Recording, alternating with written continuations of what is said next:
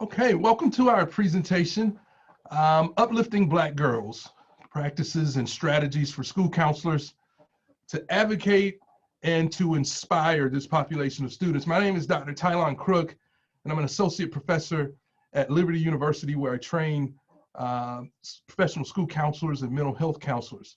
My co-presenter. Hi, my name is Kim Mitchell. I am a professional school counselor with Henry County Public Schools at Eagles Landing High School, and so happy to be here and to have been invited by my colleague, Dr. Crook. Awesome. So Ms. Mitchell and I have decided, since we have the opportunity to pre-record this presentation, that we're going to approach it from a different perspective. Instead of a formal presentation, we're going to pretty much engage in a formal conversation around the topic that we've been researching over the past couple of months. So with that being said, let's get started. All right, we're going to jump in. We're going to jump right in. Our objectives.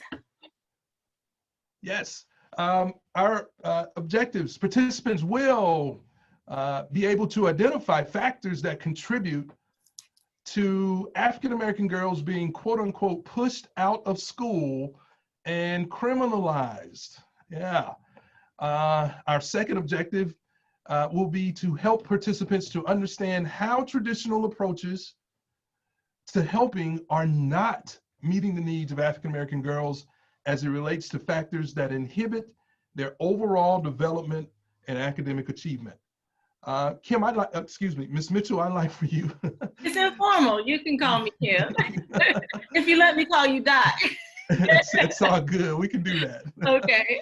You want me to read the last one? Yes, because that's a primary focus of yours. All right. So the final objective is to identify advocacy efforts, practices, and strategies for uplifting African-American girls in their academic, social, emotional, and career development, 3 areas that we all know a little something about. All right. So Kim, you remember when we were discussing submitting a proposal to GSCA, and I came to you with this topic because there were some things that were just resonating within my spirit about how Black girls were being treated in our schools and in our society. Do you remember that conversation? Oh, I absolutely remember that conversation. Well, we've had many conversations about this, but I remember that specific conversation in regards to this presentation. I do. Absolutely. And when we talked about it, there were some things that really stood out that were in the headlines in our country. And we've highlighted some here for those who are viewing this presentation. You remember, I think it was last year or maybe 2019, where on the news, to my horror, I saw where a 6-year-old baby was handcuffed by police. I believe it was down in Florida. It was in Florida. And I remember that, I remember all of these incidences, or incidences, however you want to say that, because I was enraged when I thought the story was something to the effect of the child was definitely an exceptional student.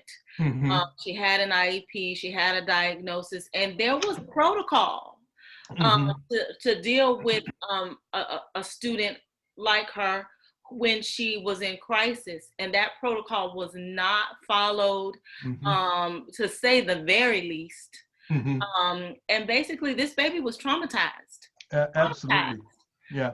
She was, I mean, we don't have the video, but the child was crying and asking for her mommy, and the police had no thought of no humanity. Baby. No humanity, absolutely. Yes, I remember that. I remember that, and my wife, when we talked about it, when we saw it, I told her, I said, everybody in that school district should be fired, from the superintendent to every principal in the building. And of course, that school police officer. I don't call them resource officers anymore. That's another presentation. Yeah, for another day. For You know, another day. the thing about though, I mean, I'm not quite there because I've seen it. I've seen it. I've seen it done well. I worked at a school where we had a school resource officer who was the friend, and I don't want to use it loosely. The kids, the students could go to that individual. He was an African American individual. He was as big as a house. He was about 300 pounds, no, 400 pounds, all muscle, all neck, about 6'6". He could have lined up for the Chicago Bears easily. But he was a gentle giant and would spend more time talking to the students than disciplining the students. But let me tell you, if you stepped out of line, you know, if it was necessary. So, you know, if it's done correctly, but unfortunately, like if it's done correctly, yeah, that's the operative statement there. If it's done correctly, yeah. But again that's topic for another another topic, right? You know, we won't go through all of these, but the images themselves are triggering me right now as I view them. But the one that really got me to reading more was the one in South Carolina, I believe, where the young lady, and even though I didn't know that student, I knew that student who was tossed across the room by that police officer. That's the one that, and I think that was a couple of years ago, but that is the student. What's that again? We all know that student. Yes. I'm from South Carolina. I may have still been in South Carolina at the time when it happened, or I don't know. I think I may have just recently moved to Georgia when that incident happened. And like you said, we know that student. We know that this was probably going, but there's still no justification. No justification, and there was no school counselor that I saw intervening in that place. And so even as we talk about these cases and we view these traumatic images, and they're traumatizing for us, and we're adults, seasoned adults, you know. I'm speaking for myself, right?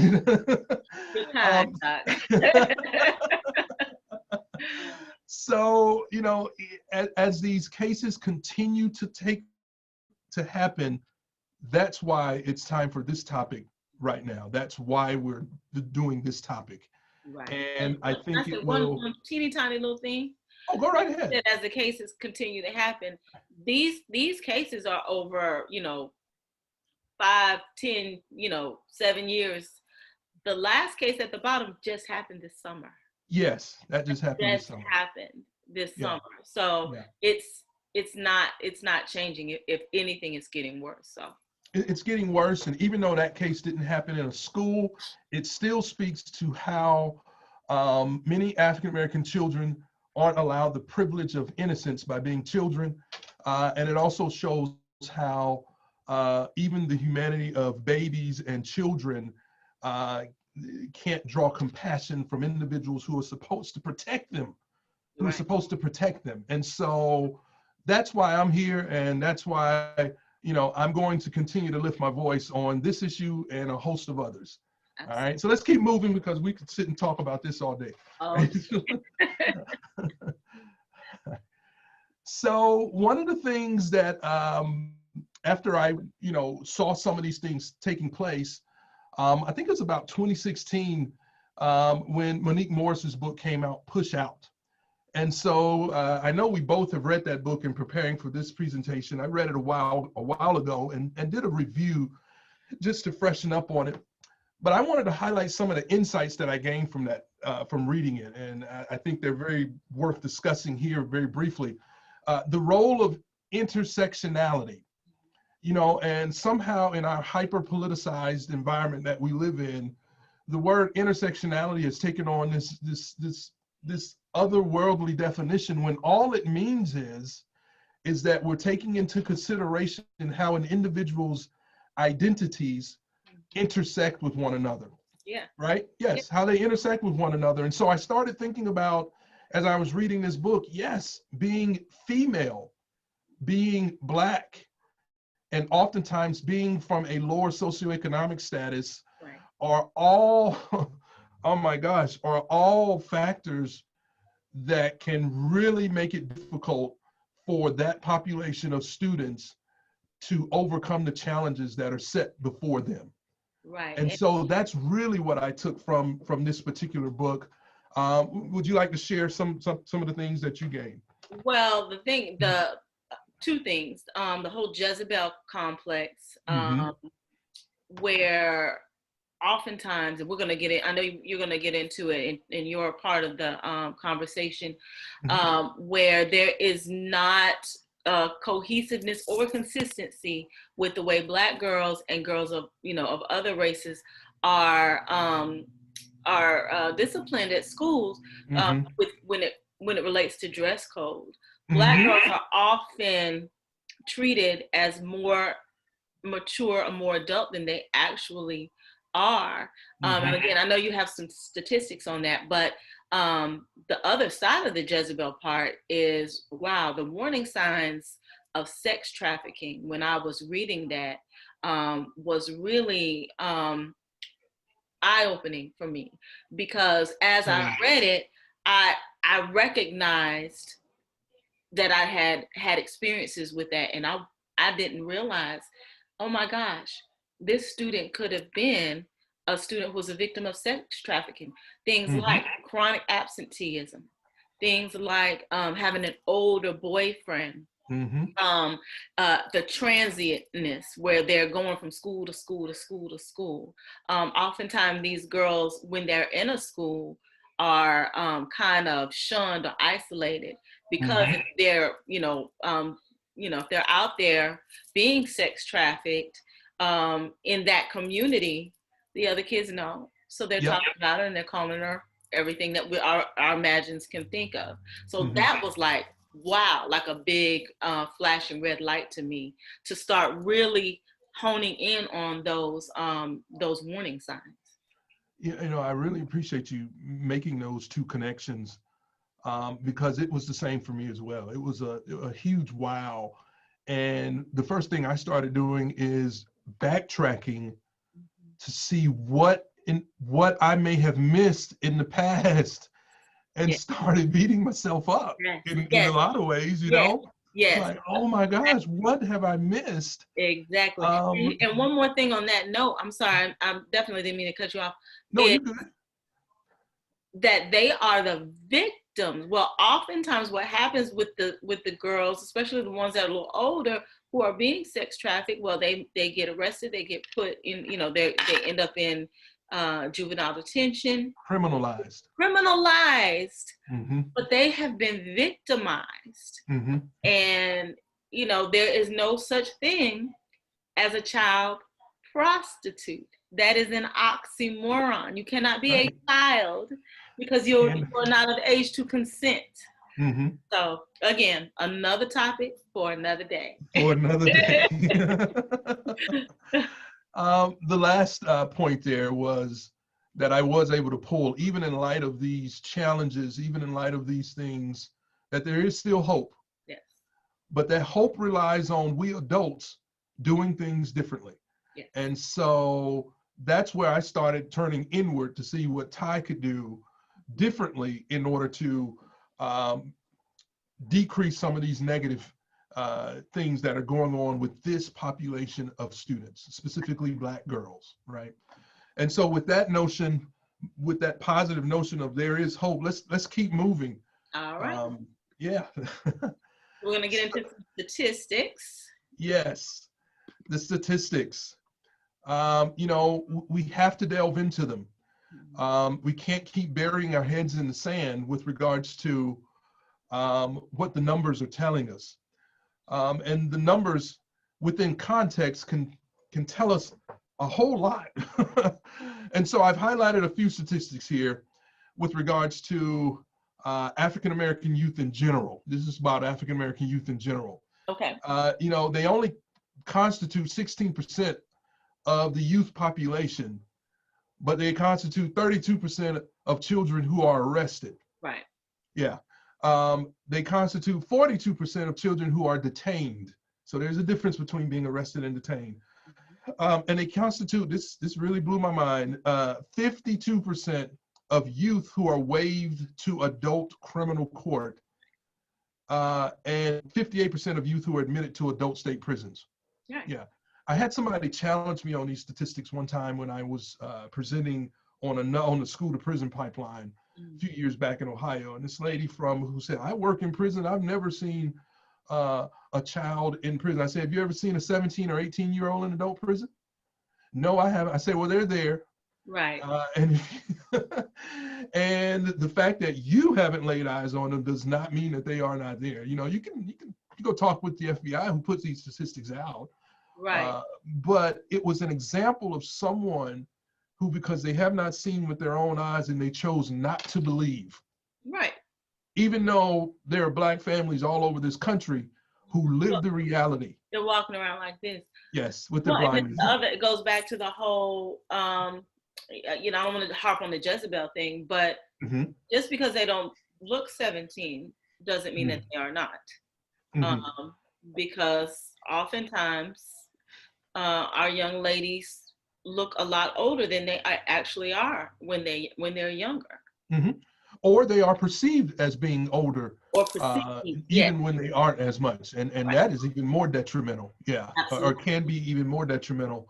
You know, and this is about, you know, doesn't involve Black girls, but when I think about Tamir Rice and how they, you know, deemed him as a 21-year-old male and he was a 12-year-old kid, you know, it almost brought tears to my eyes, because it's like it's frustrating.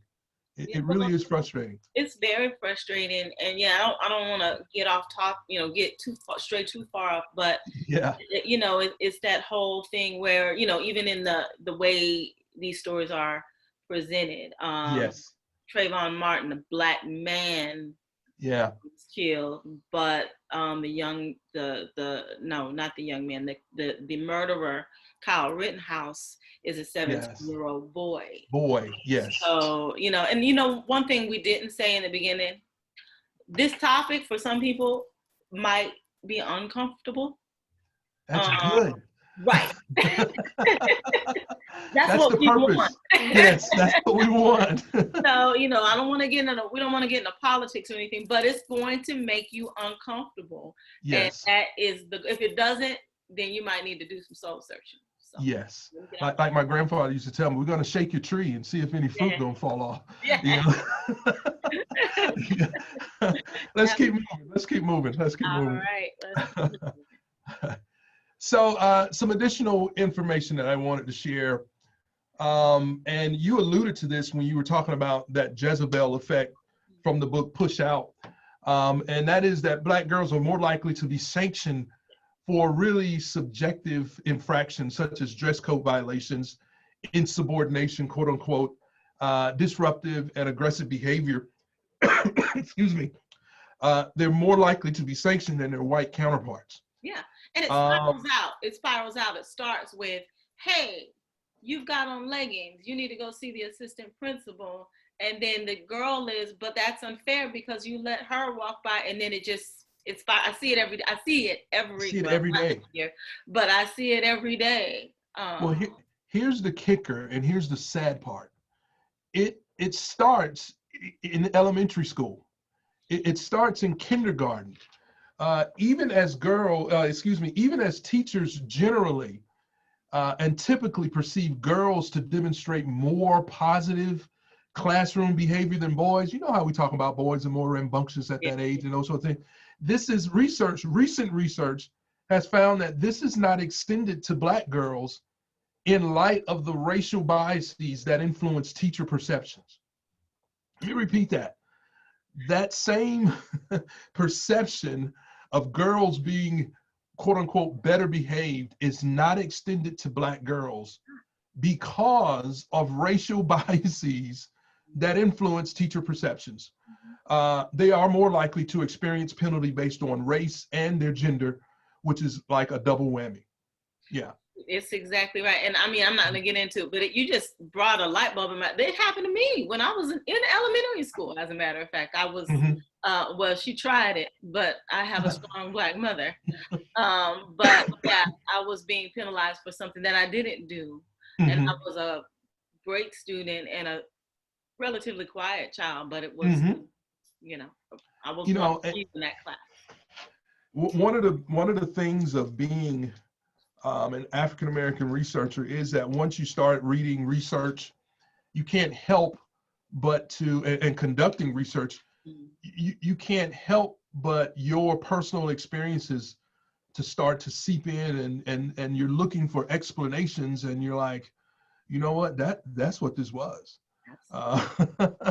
And as an adult now, you know, I'm not bitter about it, but I am emboldened and empowered to not let it happen to the current generation of students. Right. And again, that's why we're here today. Yeah. Right? All right, let's keep moving. So African American girls are impacted by poverty, abuse, sexual violence, and broken foster care systems. Dropout rates for this population is 7% compared to only 3.8% for their white counterparts. There are a lot of factors that go into that. I just highlighted some of them. One of the items that doesn't get enough attention is that this puts Black girls at a higher risk for psychopathology that most often goes undiagnosed. Right. These young ladies suffer from depression, anxiety, PTSD, all sorts of mental health issues as a result of their experiences in these challenges that they sometimes go through, such as sexual violence and the broken foster care systems. And so this is an area where school counselors are going to have to hone their antennas, right, to really work with Black girls to be to assess for some of the characteristics of these mental health diagnoses, because they do impact them. You know, I'm thinking about a student that we worked with at a previous high school, who was, yes, yes, she you know, even though my background is a mental health counselor, but she came by and she literally had sessions. Yeah. And it would break your heart. Yeah. With what she would share. Yeah. And it was all could have been diagnosed, what she was experiencing. And she came, and it didn't start that way. She came by a lot. We built a relationship with her, mainly you were her counselor, and the layers started to peel. It started to peel. Once and this will get into, you know, some of the strategies later, but once y'all built that relationship, and that's key. Once y'all built that relationship and she felt that she could trust you, because once you found out all the stuff that had happened, the fact that she trusted you was almost miraculous in and of itself. But she trusted you, she trusted our department because we wrapped our arms around her. But that oftentimes doesn't happen because of so many things that we're dealing with as school counselors. Well, you're right. And we're going to talk about those things too. Because, you know, school counseling is currently undergoing a transformation as dictated by the Rona. You know, and so as we're transforming, we're going to have to continue to push a transformation for being able to address all of our students and the specific needs of subpopulations of our students, such as Black girls. Absolutely. Yeah. All right. We'll move on. Yep, let's keep it moving. So this is what we would have posed to our crowd to get everyone interacted. So I'll just read the questions and do some self-reflection. We'll do a little bit of self-reflection. So as school counselors dedicated to helping all students, what thoughts and feelings come to mind as you digest these statistics? What level of awareness might you need in order to address this issue in working specifically with Black girls? And so I think we've actually answered these questions. We've already answered these questions. I think this is more for as our audience, as our colleagues watch this presentation, to self-reflect, you know, to go back and really think, you know, hopefully, I don't know how it's going to be. I don't know if we'll be able to pause and, you know what I'm saying, kind of do our own kind of thing as we're watching this, but hopefully it'll give people time to kind of think. Well, I encourage those who are watching this presentation to really reflect on these questions in a real way. Yeah. Because it's going to feed right into some of the strategies that we're going to highlight here. Yeah. And even especially leaders in your schools, in your departments, take these questions back to your teams, to your, Yes. I'm going to take them back to my team at Landon High School, or to your staff at large. Yes. And reflect in that way as well. Thank you for adding that. I didn't, you know, so time is starting to become our enemy. We got we got like slide 9. We got like 40 slides. All right. So some contributing factors: families and communities, schools, and yes, old-fashioned racism. You know, these things speak for themselves. There are a lot of contextual issues that go into play. You have Black girls from 2-parent homes who struggle. Yes. You have Black girls who are living with grandma who are struggling. So there is no stereotype that you can place on a particular student, right, because it impacts the whole gambit of this population. So we can talk about, so schools. Schools, you know, have to take inventory. Yes. Yes. And the function of racism we'll talk about here in a moment as well. Mm-hmm. The zero tolerance policies. I have to mention these because these policies primarily came about as a result of Columbine. Mm-hmm. But the policies have disproportionately negatively impacted students of color, specifically Black students. And so we have got to take another look at these zero tolerance policies at the district level, yes, and at the school level. Right. We've already mentioned the mental health. We've talked about racism. Yes, there is such a thing as institutional and systemic racism. I know there's some debate in our society right now. Yeah. It does exist. And implicit bias, which is an area that I've researched as well. Yes. And so we'll talk a little bit about it. I won't spend a whole lot of time. And then finally, the curriculum. Okay. If I don't see myself in a curriculum, it's not affirming to my identity. And if it's not affirming to who I am, then I tend to, if I'm struggling in areas, you know, at home, if I'm struggling with self-esteem issues, then I can easily check out and become a victim of an older boyfriend. Exactly. Does that make sense? Yeah. Makes perfect sense. Mm-hmm. Mm-hmm. So additional contributing factors with regards to schools, inequitably funded schools, but I really want to focus on the idea of bad girls and how those identities are shaped by school socialization and discipline policies. Okay. There was a young lady I worked with during my last year working in a K-12 environment, and she had that label. Yeah. And people asked me, why are you working with her? Because she is one of the worst students. They literally said that to another adult about a student. Well, and you are the school counselor. Who else should work with her? Exactly. Exactly. Right. And that was my response. Yeah. That was my response. If not me here in this building, then who? Yeah. Then who? Yeah. Then who?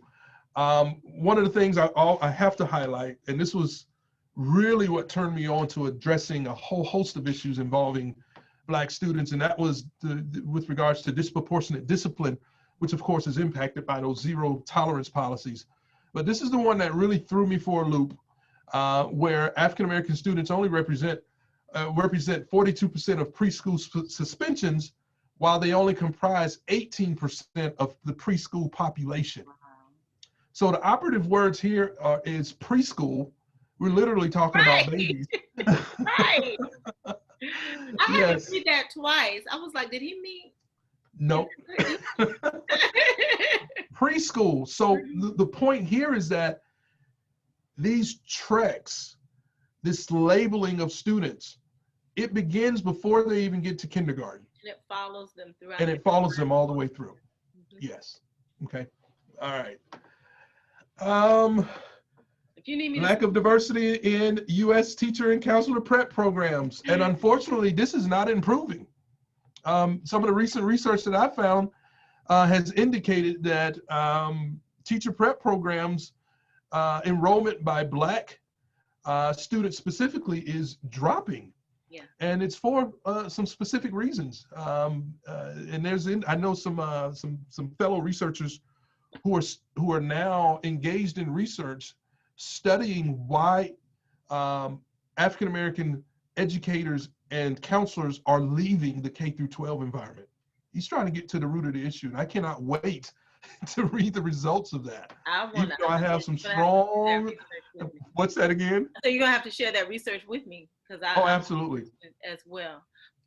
I've got some strong inclinations. I tried to say something, but never mind. One of the last ones, the superficial treatment of issues of diversity, not only within teacher preparation programs, but also in schools. Yeah. You know, during the George Floyd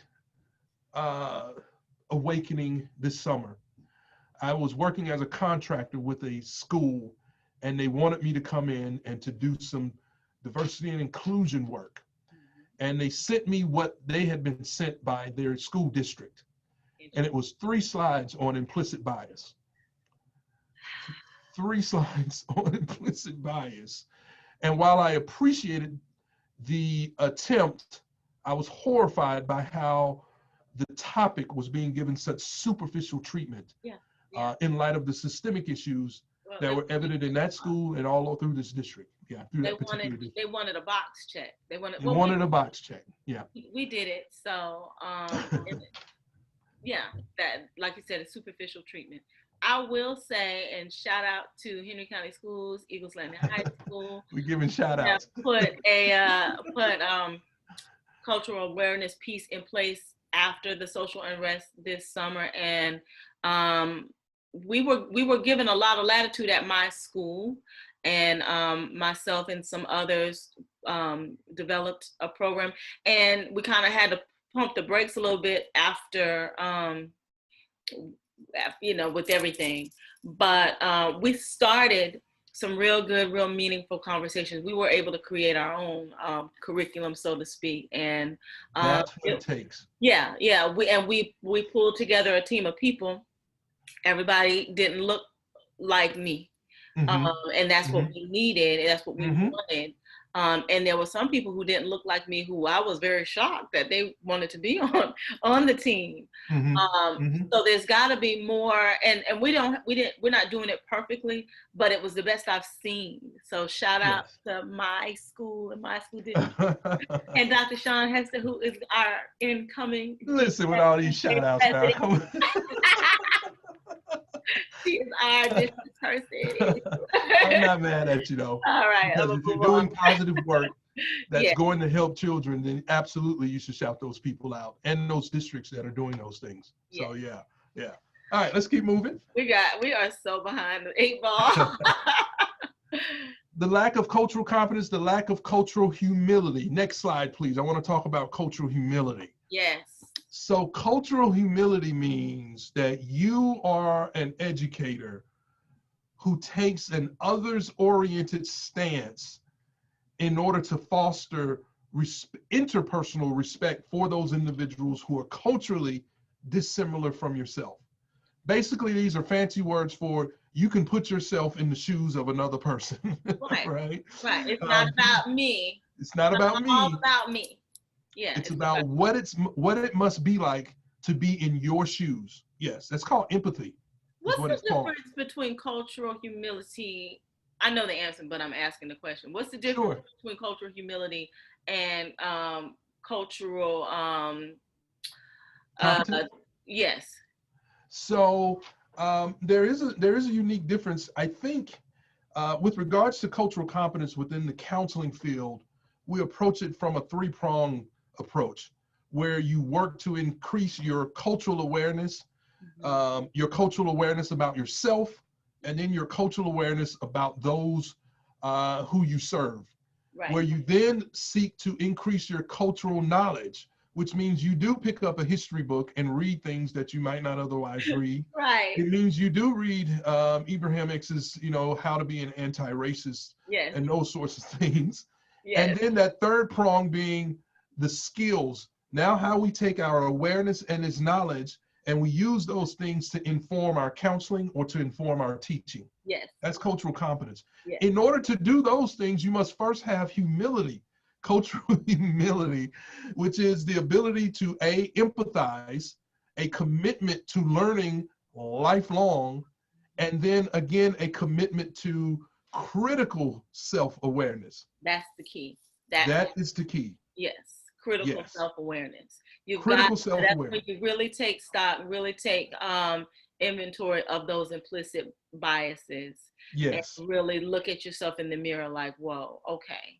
You work to bring them out. Yes. So that you can fix them or avoid them. Yes. Exactly. Mm-hmm. All right. So that's what I wanted to talk about cultural humility. Okay. With regards to racism and implicit bias, these are some really technical terms. Individuals who are, viewing this, you have the opportunity to read. I don't want to spend a whole lot of time on this because this is, again, is a whole nother presentation in and of itself. And so dominant discourse, mindsets and beliefs, disproportionality and discipline, these are all things that are impacted by implicit bias. And so that's why I wanted to highlight those things here as well. All right. Mm-hmm.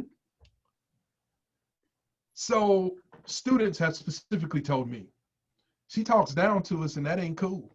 Yeah. Yeah. Literally, those are the verbatim words. I asked a simple question and got snapped at for no reason. Yep. Yeah. Mm-hmm. This is the one that broke my heart. I know they have low expectations of us. That's why I try to do better than they expect. Yeah, that's a heartbreaker. That's a heartbreaker. When we used to work together, you received a whole letter from a student. Yes. On that topic. On that topic, and it has haunted me. Yeah. Ever since. A female student. Mm-hmm. From a Black female student. Yes. Another one that haunted me was I asked for help with math, and she said come to her office hours, which are after school. I told her I have to work to help my family, and she said, well, that's too bad. And the thing about it is, I mean, all of it's bad, but it was allowed. Yes. Those responses were allowed by the administration. It was allowed to take place. Mm-hmm. And that's all I'll say. Yeah. Let's keep moving from the field. So we have another brief discussion, and this one, the purpose is to get us to start looking inward. Mm-hmm. How am I contributing to the, well, there's a typo there, I apologize for that, to the challenges faced by Black girls? Oh, yeah. Am I working toward cultural competence to include cultural humility? And these are questions that I asked myself, Kim. Yeah. Especially after I read Push Out. Yeah. Like, how in the world have I been a contributor to this? Yeah. And the thing, race and culture are two different things. Yes. So, I look at myself and I'm like, I'm a Black woman. Yes. But my culture, I mean, for instance, I'm from South Carolina, more, I won't say rural, but more rural to suburban. But working in Atlanta, I work in Henry County, but, I started out in DeKalb County, which is definitely more urban. Mm-hmm. My cultural background was very different. I had a learning curve.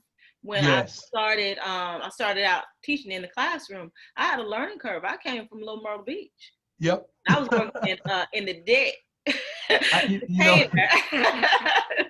So even if you share cultural characteristics, it does not preclude us from doing the work of engaging in cultural competence. Right. Because while there may be similarities, there are definitely going to be dissimilarities as well. Absolutely. You are absolutely correct. Same thing for me. I'm from the country in Alabama. Got my first job as a school counselor in an urban city. Mm-hmm. And it was a culture shock for me, Yeah. And I had to do the work. And I did. My first day teaching in that school in DeKalb County, my very first day, a student called me, cursed me out, called me everything but a child of God. I will never forget it. But by the time I left that school, I could have put my purse on my desk with $100 bill in, and then they wouldn't touch it. You would not But touch it. they taught me. Yes. And that's that's a part of cultural competence and cultural humility. And that is humbling oneself so that you can be taught by the individuals that you are there to serve. Yeah. That's what has to happen. That's what happens. Let's keep moving. I think we're going to transition to some strategies here. Okay, you want to move on to that part? You know, talking about some of the approaches that are not working, and I was going to frame some of those within the Ask a National model. Okay. And the only question I would ask, as you allow this slide to stay up for a few minutes, that highlights the different components of the model, is, are we working to tailor our school counseling programs to meet the needs of all students, in this case, more specifically, Black girls? And that's the question everyone has to ask themselves once they leave this presentation. Yeah, absolutely. All right. Yeah. All right. Let's move on. Tell me where you want me to. We're going to go to strategies. Okay. Yes, strategies. All right. So strategies. How are we on time, Doc? We have about 25 minutes. Oh, okay. Well, okay. Mm-hmm. All right. So school strategies. So we're going to get into some more specific meaty stuff in a little bit, but in terms of school strategies, all of us are working in the schools. And so basically what we're talking about are several things that we need to focus in on. Relationship building, we talked about that. We're going to get more into it, but that is your true north. That is ground zero. That is number one. Again, the multicultural competence piece in terms of social emotional awareness, understanding, kind of going back to what we were just talking about with the traditional approaches, but how are the conditions for learning? What are the conditions for learning like? And how we're impacting those conditions. Yeah, and how we're impacting those conditions. And then our responses to student behavior. How are we as counselors responding to student behavior? Yes. All right. So we must work to acknowledge, I'm not going to read everything. Matter of fact, I'm just going to highlight bullet point.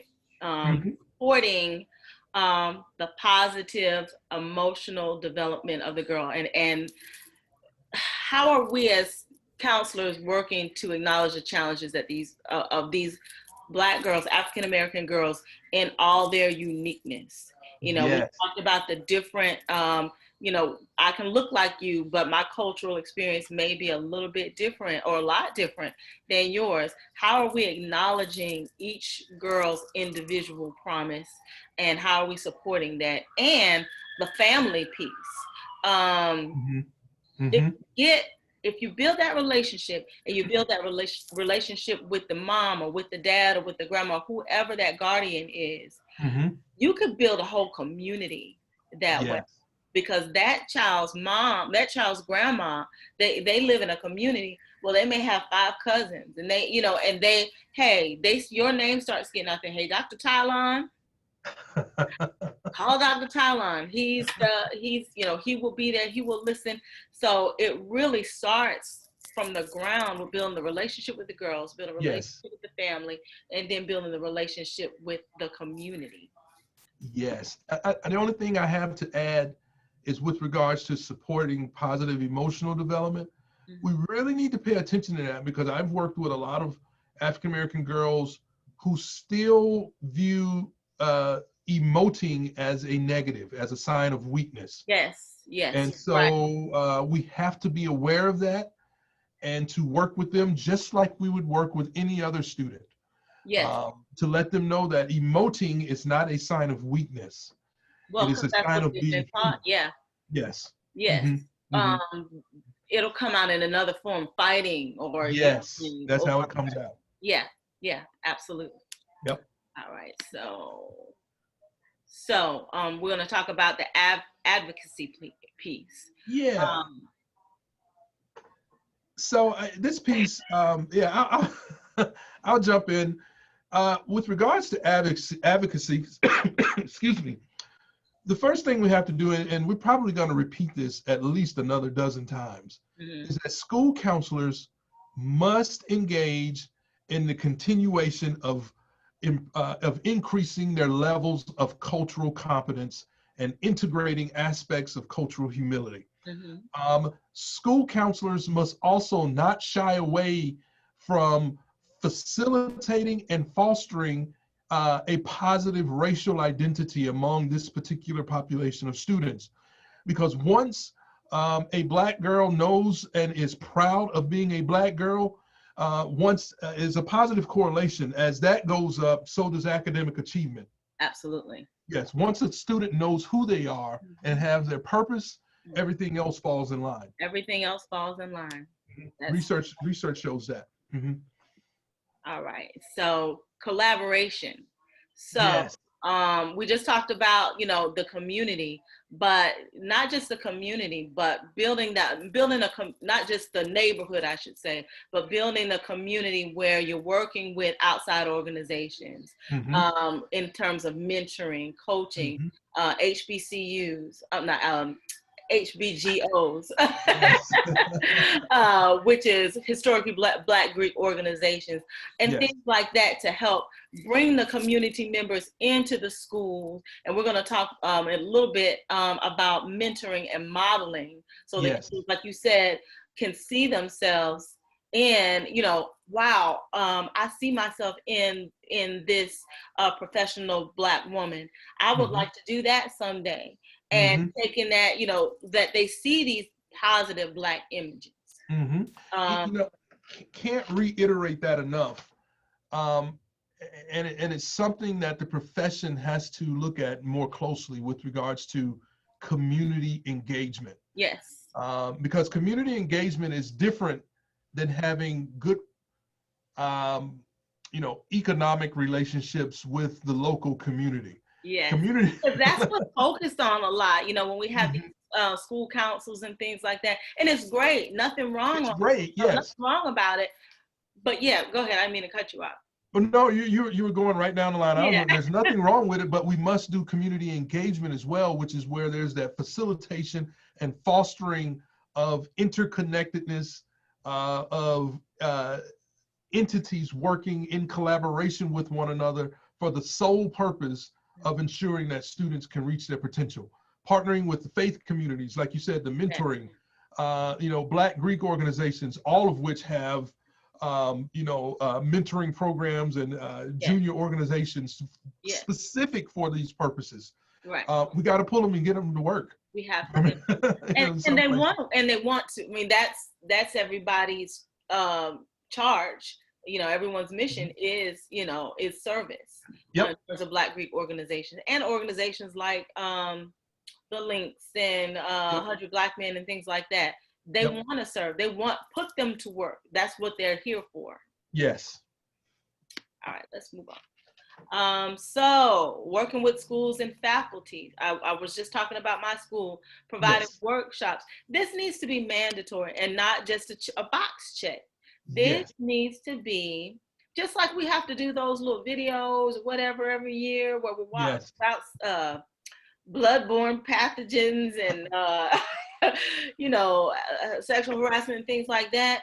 There needs to be, and I'm not saying put it in the little video where we let the video run and then we say we watched it. No. Right. We're talking about an active workshop. Active workshop during our pre-planning week in the beginning of the year, mid-year, and the end of the year, and even ongoing as PDs throughout the school year. Ongoing. And annually, not just one time, annually. Yes, you nailed it. One thing I want to reiterate is school counselors have to lead the effort. Yes. Period. Period. I know everybody's not made to present and to get up in front of people. I know everybody doesn't, everybody's strengths may not be in research, but somebody's got to do it. Yeah. We're the only, one of the only, entities within a school building where a master's degree is mandated for us to provide the services that we provide.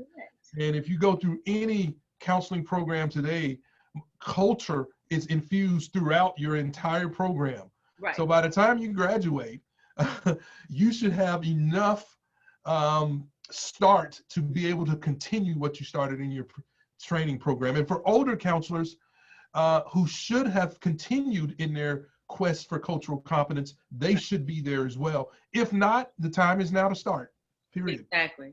Mm-hmm. Mm-hmm.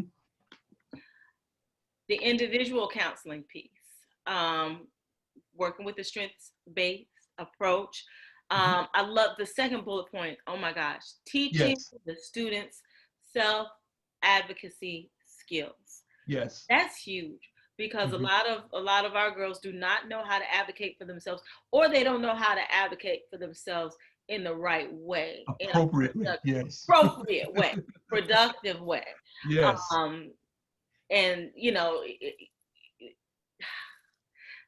yeah. And Well, that goes into the career piece too, like teaching them how, listen, this is how you speak to someone that you want to get something from. mm-hmm. This is how you approach them. This is how it's not taking a submissive per se, or a approach that makes you a lesser than.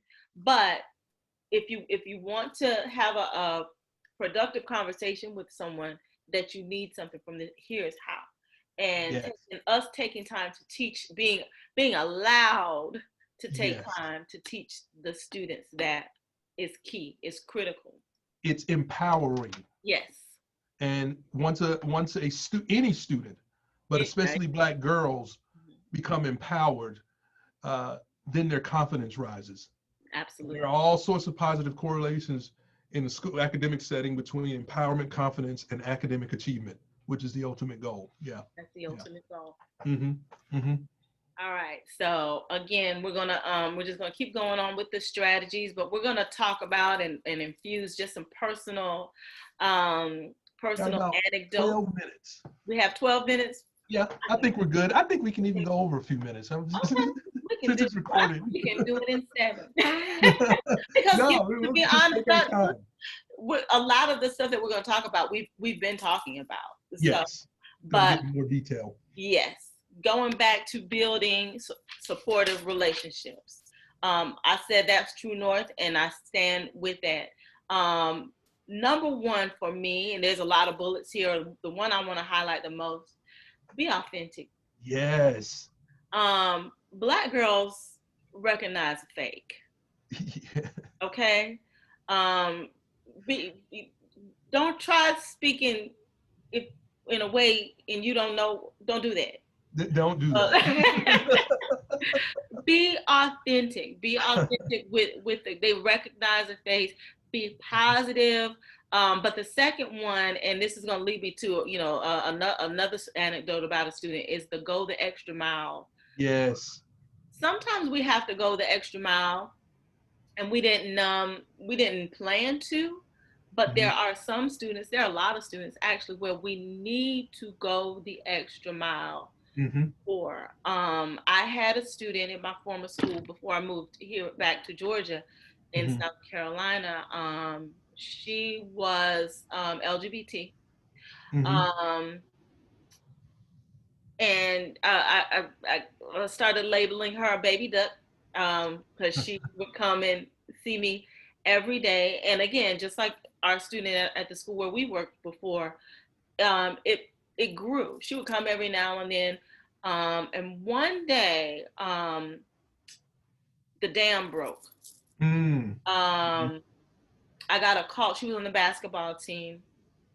I got a call from one of the assistant coaches where they found out that she had been self-harmed. Oh, okay.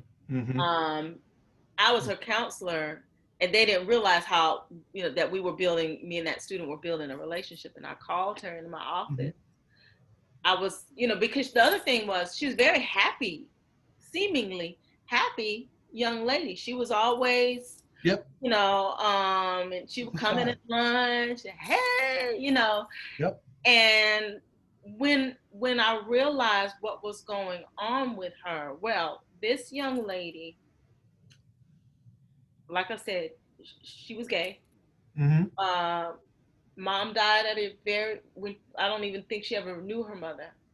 Dad was living with the girlfriend. She was being raised by the grandma. Grandma didn't accept her sexuality. Oh yeah. And she's like, so she was dealing with all of that stuff. And I Yep. was like, well, let's call grandma. She's not gonna get Miss Mitchell. Grandma was very religious, Mm-hmm. Mm-hmm. Old school. old school. She said, Mm-hmm. Miss Mitchell, I go to church. I like church. But my grandma makes me want wear a dress. And if Mm. you knew this student, Yeah. um, Dress you was didn't want not to going to see her happen. in a dress. And I Not, was like, oh my, I literally clutched my pearl. She's like, Miss Mitchell, can you put me in a dress? I was like, no, baby, you don't need me. Long story short, as our relationship grew, we had my whole department again, we had to wrap our arms around her. We did things for her, like we helped her she bought a tuxedo for prom. She didn't have money to get an altar. She didn't have money to get a haircut. We did those things for her to boost herself, because this child, like you were saying with the mental health issues, she was dealing with a lot of stuff on the inside. mm-hmm. She never had any counseling. She didn't have a mama, And she you know, kept it in. and she kept it in. And again, she Yep. was that on the outside. She wasn't combative. So we have to go the extra mile in order, sometimes go the extra mile to peel back those Those layers, layers. Mm-hmm. Mm-hmm. because we won't see it. We'll miss it. Yep. I just want to add, you went directly to that bullet as well, the be authentic bullet. Mm-hmm. And I want to specifically say to those, it doesn't matter what your cultural or racial background is, you have to be yourself. Right. And if you don't know something, don't understand something, you have to be able to communicate that to a student that you're working with who is culturally dissimilar from yourself, Yeah. specifically a Black girl. Yeah. And so I've had to do that, even though I'm a Black male raised by a Black woman with Black sisters and aunts, right? The students that I worked with, I had a deficit in the knowledge or in their experiences living where they lived. And Right. so what I told them was, like, I have no idea what it's like to live where you live. Tell me about it. Right. Teach me. Right. And so that was me being my authentic self. And I encourage all counselors to be humble enough to be their authentic selves in those circumstances. Yeah. It goes back to that cultural humility. Goes back to cultural humility. Yes. Absolutely. All right, next bullet point or next slide. Again, the mentorship and the modeling. Mm-hmm. Now, I know that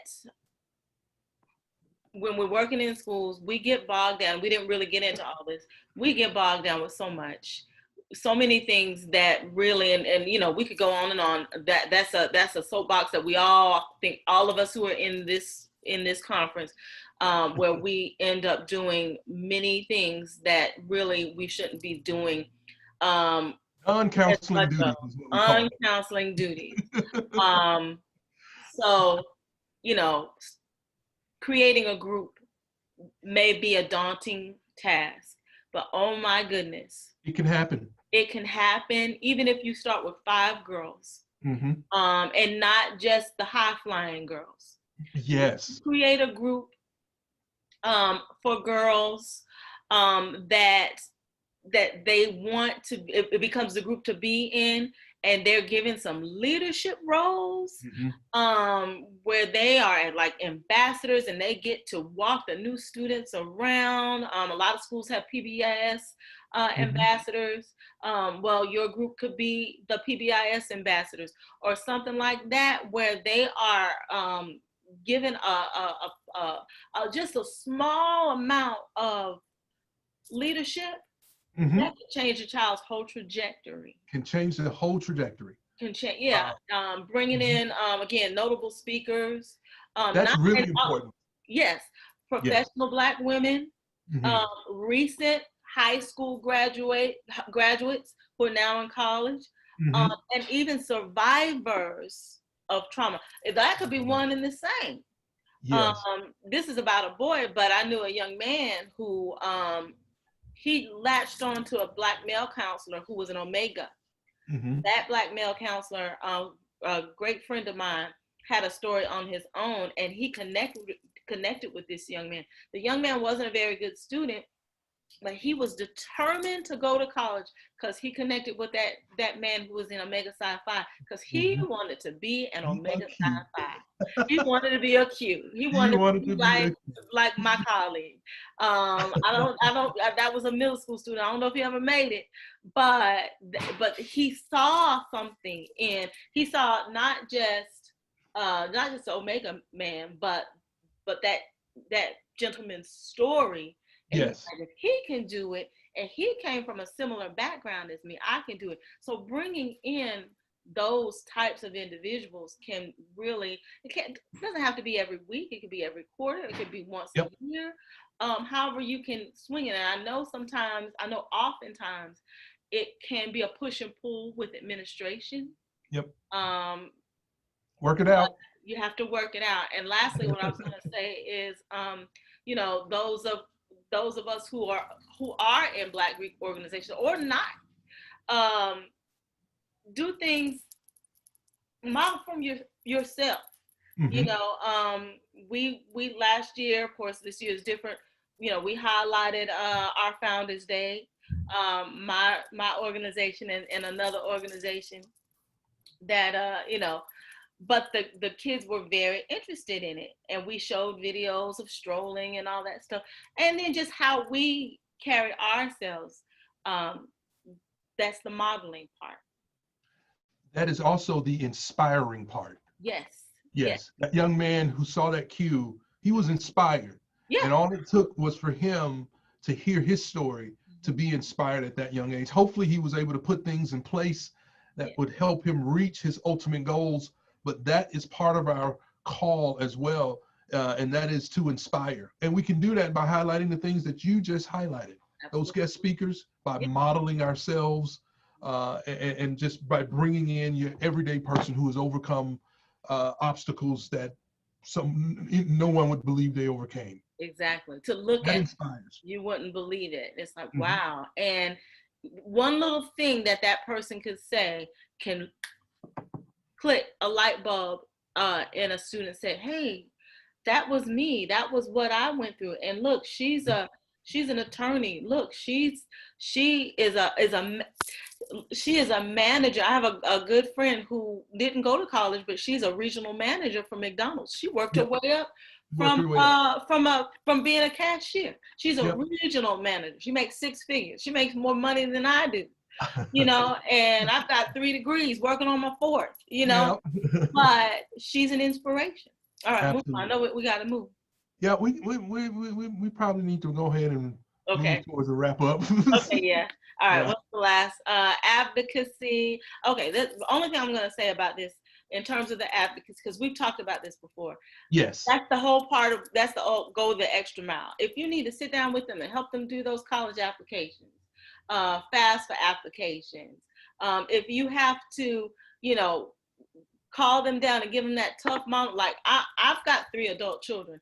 I talk to my students, especially the ones I have relationships with, just like my kids. Hey, Miss blah blah blah, can I see blah blah blah in my office? Absolutely. What you doing? What's these grades about? What do we need to do? Sit right here and work on this stuff. You know what I'm saying? So. The whole going the extra mile in terms of advocacy for our students. I want to add this as well. We have a guide as counselors. The American Counseling Association has published, I think the most recent iteration of it was from 2016, 2018, the ACA advocacy competencies. And so it highlights in a really neat chart of how we can advocate. And for school counselors, we are well positioned to advocate with and on behalf of the students that we work with. And so what we have to then do is identify ways that we can advocate, just like you just highlighted some specific ways of advocating with the student. But then sometimes we've got to go talk to the district's superintendents and the principals to advocate on behalf of as well. Right, that was my first bullet, and we're rushing, but with the teacher, with the admin, sometimes you have to go in and they've disciplined the student, and it's like, wait a minute, let me talk to you, and you've got to be careful because there's that fine line with confidentiality. But there's some things going on here that you don't really, you're not privy to. Can we think of another way to do it? Sometimes we have to Yes. do that, and sometimes we have to be the advocate with the parent as well. Yes. That's a whole other conversation. More of it needs to happen for Black girls. Yeah. Yes. Yeah. All right, and my last slide. I think we're going to get into. Oh, I love this. I love it. Sometimes we mess up. The meme is killing But it is okay. We it have is. to know our limitations, like you were saying, in terms of being authentic. First of all, when we're dealing with students, we need to be vigilant of our own biases. Yes. We need to be vigilant of the students' bias, because a lot of times students will come in biased towards you. And if you look like them, especially if you don't, they may come in biased towards you. And again, you have to peel back those layers with the student, but also be vigilant of because if they smell a little bit of implicit bias, you've lost them. It'll turn off. Yeah. If you make a mistake, if you say something or do something, own it and apologize. Be like, you know what? I'm so sorry. And that's the whole part of the student teaching the counselor. Yes. Like, you've got to be authentic. You got to say, I made a mistake in this area, but I want to do better tomorrow. The code switching part, I did want to get into that if we have a little bit of time.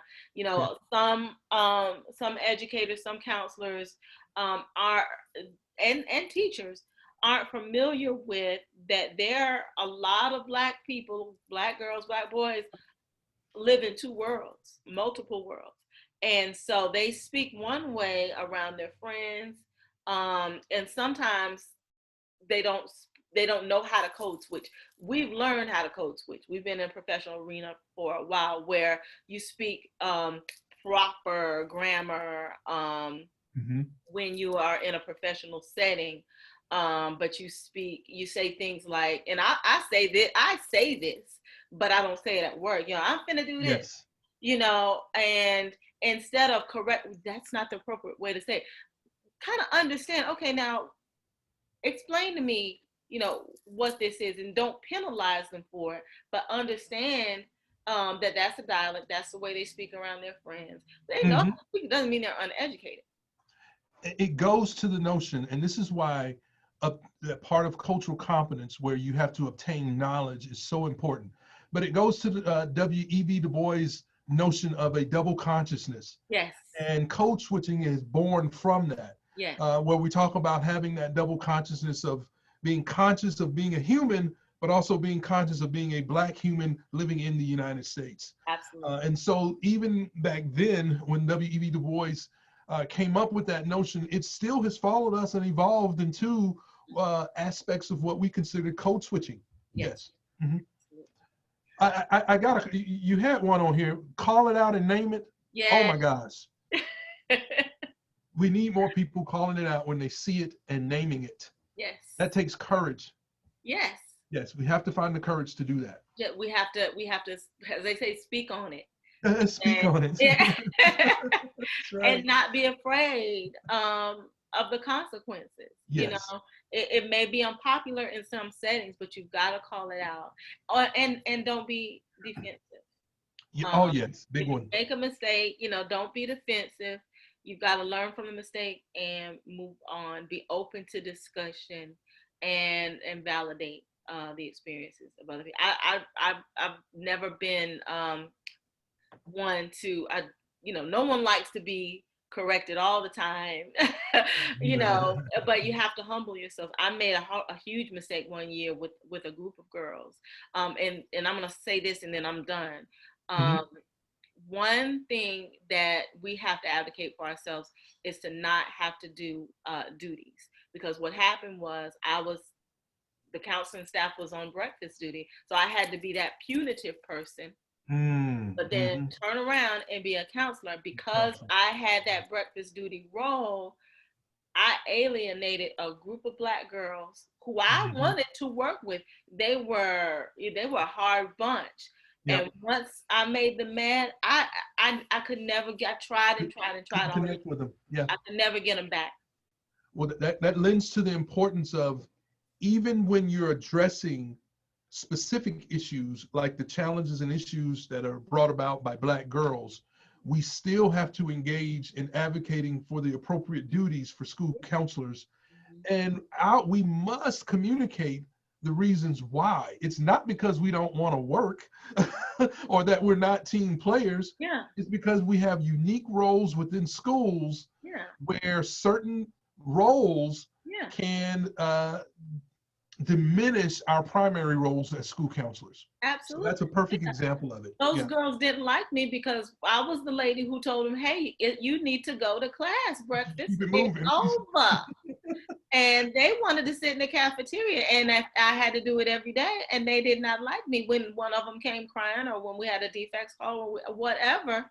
Okay, Yeah. which will you work with? Well, she don't like me. She's not gonna listen to me. I'll share more of a positive one. So I was a rookie counselor, had hall duty in the morning, had to keep them moving. What happened? Kids started gathering and clogging up the halls because I was holding classroom guidance lessons on topics in the hallway. I love it though. I Principal love said, it. "Mr. Crook, what are you doing? Keep them moving." I said, "I'm doing this, and these are the topics I'm going over." "Okay, well, you take this spot in the cafeteria, and you have those kids to come speak with you." She actually took me off of hall duty I bet and they did. space to do those classroom guidance because we were doing, yeah. And I was a rookie, I come out of the military, I was all, Yeah. willing to take more risks at that time. Well, I won't say that because You I've use taken a it lot as of an risks later. opportunity. Yeah, you use it as an Yes. opportunity, and that's if that's something that you have to do, that administration is not going to budge on. We have Yeah, to we get find it. ways to use it as an opportunity. There, and there's a balancing act. You got to keep We get it. the hallway moving, We get but it. Yes. that's also a good time to say when you're seeing students say, "Hey, I needed to talk to you today," or somebody that, "Oh, I've been meaning to check in with you." So it can be a double-edged sword. Can be a double-edged sword. Where are we at? We're it. That's it. We have come to the end, Yes. and don't want to go over everything and summarize. Hope that the slides speak for themselves, that our conversation speaks for itself. But we do want to leave you with this, and that is to speak up, to raise awareness to some of the topics, the issues, and challenges that are unique to African American girls. We need you to stand up, which implicitly means that you have to take action, that you have to do something in the affirmative in order to address the areas that you've raised awareness about. And then you have to step to it, which means get to work right now. Dr. King talks about the fierce urgency of now. And so, these are indicative of a little bit of my personality, but I'd really like to hear your standpoint before we close. Oh wow! I mean, I don't know how I can say it any better. We've got to. I mean, my big stand up and act. We've got to do more.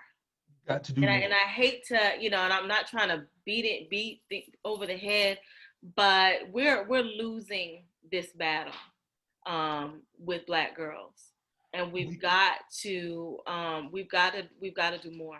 We've got to stand up for them, or else we are going to lose a whole generation because they're being lost to what they're seeing on TV, Mm-hmm. the negative images, and I don't want to, Yeah, I that's want to another call out any conversation. particular franchise, but y'all know That's what I'm another talking workshop. about. Yeah. But we've got to advocate for them, and The that's all. young lady, the young lady who did the poem at the inauguration, what was her name? Amanda Gorman, Hope, right there in living. 22 years old. 22. That is Hope. That is, and she comes from a less than quote unquote perfect background, Right. but there she was. And so we will end right there because she is the last image that I hope everyone leaves with of the potential that can be reached when we pour into and inspire our Black girls. Absolutely. Okay? That, All right. and that's it. All right. So this is going to wrap up. I think we've got some, if you'd like to contact us for, I think what, copies of this presentation, we're more than happy. There's my contact information. There's Mrs. Mitchell's contact information. We appreciate you attending this session.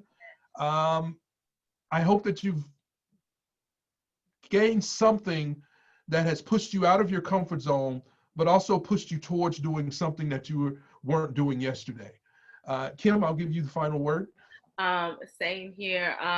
Thank you for attending this session. We'd love to talk more about it. You know, everything that we had to talk about today could not be summed up in an hour, maybe an hour plus long session. These are ongoing conversations. Yes. Again, I said it earlier, take it back to your counseling team. Take it back to your counseling team district-wide. Take it back to your school, but but mostly reflect inwardly about some of these strategies. Because again, we need to stand up for these Black girls because they need us. Period. We're part of the school. We need to stand up for them, period. Thank you all for attending, and this concludes our session for this topic. Thank you. Thank you. Have a great day.